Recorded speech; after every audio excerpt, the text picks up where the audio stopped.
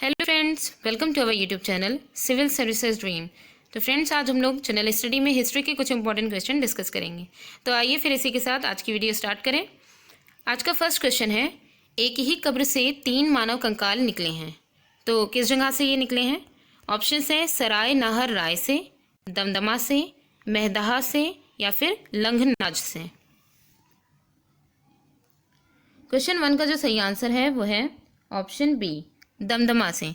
दमदमा नामक मध्य पाषाणिक पुरस्थल उत्तर प्रदेश के प्रतापगढ़ जिले में स्थित है। ठीक है, ये जो पाषाणिक पुरस्थल है ये उत्तर प्रदेश के प्रतापगढ़ जिले में स्थित है। यहाँ पर 1982 से 1987 ठीक है तक यहाँ पर जो है उत्खनन जो हुए उसकी फलस्वरूप 41 मानव शवदान यहाँ पे मिले थे, जिनमें से 35 कब्रों में एकल शवदान थे, यानी कि 35 कब्रों में एक ही शव था। ठीक है, और बाकी की 5 कब्र जो थी उनमें 2 मानव शवदान थे और एक कब्र ऐसी थी जिसमें 3 मानव के कंकाल प्राप्त किए गए। ठीक है, तो ये किस जगह पे है? ये दमदमा में, दमदमा नामक एक जो है पाषाणिक पुरस्थल है जो कि प्रतापगढ़ जिले में उत्तर प्रदेश के, वहाँ पर ये हुआ है। वहाँ पर ये 3 कंकाल एक ही जो है कब्र से मिले हैं। नेक्स्ट क्वेश्चन है क्वेश्चन नंबर 2। क्वेश्चन 2 में है the roots of ancient India के लेखक थे। ऑप्शंस हैं D.K. चक्रवर्ती, D.P. Agarwal, W.A. Fair service या फिर A. घोष। क्वेश्चन 2 का जो सही आंसर है वो है option C, W.A. Fair service. देखिए, the roots of ancient India के जो लेखक हैं वो W.A. फेयर सर्विस हैं। इन्होंने 1971 में ये जो पुस्तक लिखी थी वो 1971 में लिखी थी। इस पुस्तक में इन्होंने प्राचीन पुरातात्विक अध्ययन किया गया, मतलब मेनली जो इसमें जिक्र है वो प्राचीन पुरातात्विक अध्ययन का जिक्र है। ठीक है, नेक्स्ट क्वेश्चन है क्वेश्चन नंबर 3। क्वेश्चन 3 में है गुलाम का गुलाम किसे कहा जाता है? ऑप्शंस हैं मोहम्मद गौरी को, कुतुबुद्दीन ऐबक को, बलबन को या फिर इल्तुतमिश को। तो क्वेश्चन 3 का जो सही आंसर है वो है ऑप्शन डी, इल्तुतमिश को। इल्तुतमिश कुतुबुद्दीन ऐबक का गुलाम था और कुतुबुद्दीन ऐबक मोहम्मद गौरी का गुलाम था। इसी वजह से इल्तुतमिश को ही गुलामों का गुलाम कहा जाता है, मतलब गुलाम का गुलाम कहा जाता है। ठीक है, नेक्स्ट क्वेश्चन है क्वेश्चन नंबर 4। क्वेश्चन 4 में है निम्नलिखित में से किस मुगल शासक ने लाला कलावंत से हिंदू संगीत की शिक्षा ली थी? ऑप्शंस हैं हुमायूं, जहांगीर, अकबर या फिर शाहजहां। तो क्वेश्चन 4 का जो सही आंसर है वो है ऑप्शन सी, अकबर। बाबर एवं हुमायूं जो हैं उन्होंने भी संगीत कला को प्रोत्साहन किया था, किंतु जो अकबर का जो शासनकाल था, अकबर के शासनकाल में जो संगीत कला जो थी वो शिखर पर पहुंची। ठीक है, इसलिए अकबर ने, और ये जो अकबर जो थे इन्होंने हिंदू संगीत की शिक्षा लाला कलावंत से प्राप्त की थी। अकबर स्वयं नगाड़ा वादन के में प्रवीण भी था। ठीक है, तो इसलिए यहाँ पे जो क्वेश्चन पूछा गया है कि मुगल शासक जिसने लाला कलावंत से हिंदू संगीत की शिक्षा ली है वो है अकबर। नेक्स्ट क्वेश्चन है क्वेश्चन नंबर 5। क्वेश्चन 5 में है कृष्णदेव राय ने किस नगर की स्थापना की थी? ऑप्शंस हैं वारंगल, नागलापुर, उदयगिरी या फिर चंद्रगिरी। तो क्वेश्चन 5 का जो सही आंसर है वो है ऑप्शन बी, नागलापुर। कृष्णदेव राय महान सेना नायक, विजेता एवं प्रशासक होने के साथ साथ कला, संस्कृति व साहित्य का प्रेमी भी था। ठीक है, और इसने अनेक मंदिरों, मंडपों व तालाबों का निर्माण कराया था। अपनी राजधानी विजयनगर के निकट इसने नागलापुर नामक नगर की स्थापना भी की थी। तो जो कृष्णदेव राय हैं उन्होंने नागलापुर नगर की स्थापना की थी। ठीक है, नेक्स्ट क्वेश्चन है क्वेश्चन नंबर 6। क्वेश्चन 6 में दिया गया है कि सर टॉमस मुनरो किन वर्षों में या मद्रास के गवर्नर रहे, कितने वर्षों तक ये मद्रास के गवर्नर रहे थे? तो यहाँ पे दिया गया है ऑप्शन हैं 1820 से 1827 ईस्वी, 1819 से 1826 ईस्वी, 1822 से 1829 ईस्वी या फिर 1818 से 1825 ईस्वी। तो क्वेश्चन 6 का जो सही आंसर है वो है ऑप्शन ए, 1820 से 1827 ईस्वी।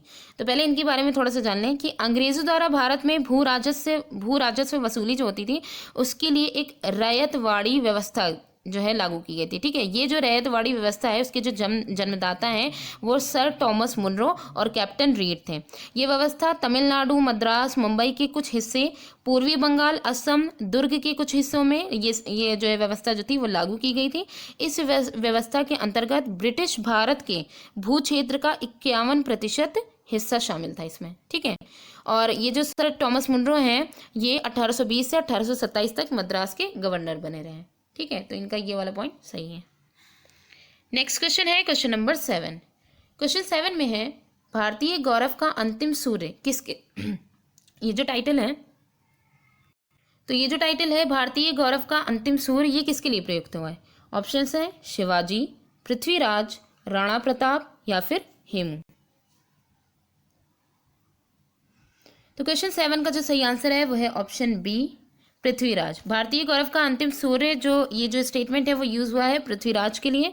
तो यहाँ पे देख लें एक बार कि ये जो क्वेश्चन जब आया था इसमें आयोग जिस ईयर में ये पूछा गया है तो आयोग ने अपने संशोधित, क्योंकि जो उसने जो आंसर माना था उससे ऑप्शन ए यानी शिवाजी को माना था। ठीक है, लेकिन आयोग ने जब इसका संशोधन किया तो उत्तर पत्रिका जो थी उसमें इसको उत्तर पृथ्वीराज को माना। ठीक है, ये जो पृथ्वीराज जो थे ये चौहान वंश का शासक था और तथा 1173 में ये गद्दी पर बैठा और ये दिल्ली तथा अजमेर का ये शासक बना। ठीक है, जब ये गद्दी पर बैठा, जिसे समकालीन मुस्लिम इतिहासकारों ने इसे राय पिथौरा भी कहा है।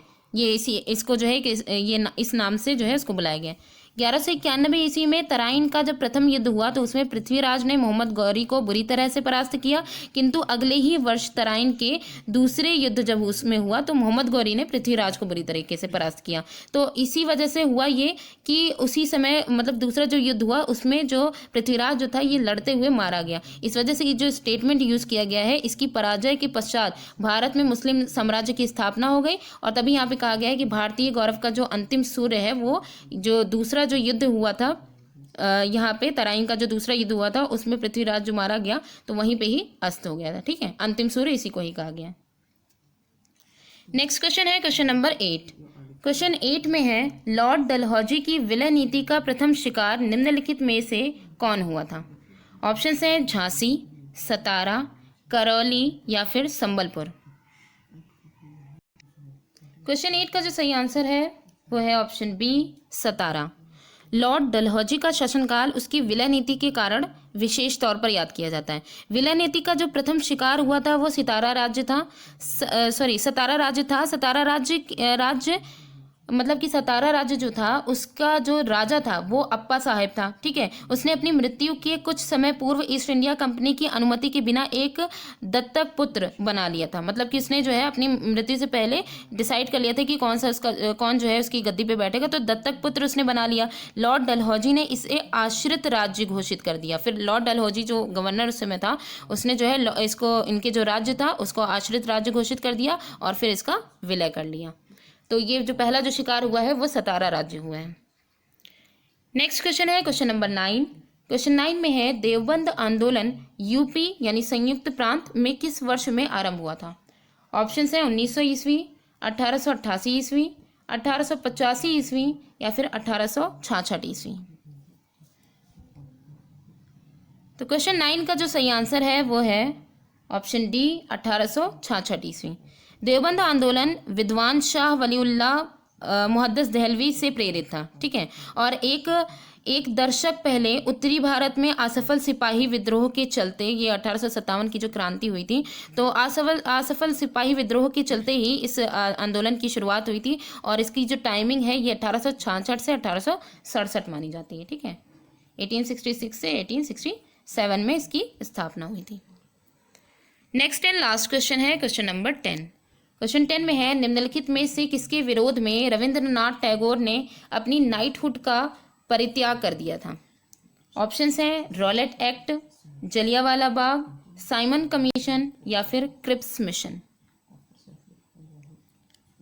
तो क्वेश्चन 10 का जो सही आंसर है वो है ऑप्शन बी, जलियांवाला बाग। रविन्द्रनाथ टैगोर ने अपनी नाइटहुड उपाधि, इनको ये नाइटहुड जो है वो इनको उपाधि मिली थी, जलियांवाला बाग हत्याकांड के विरोध के कारण इन्होंने त्याग दी थी।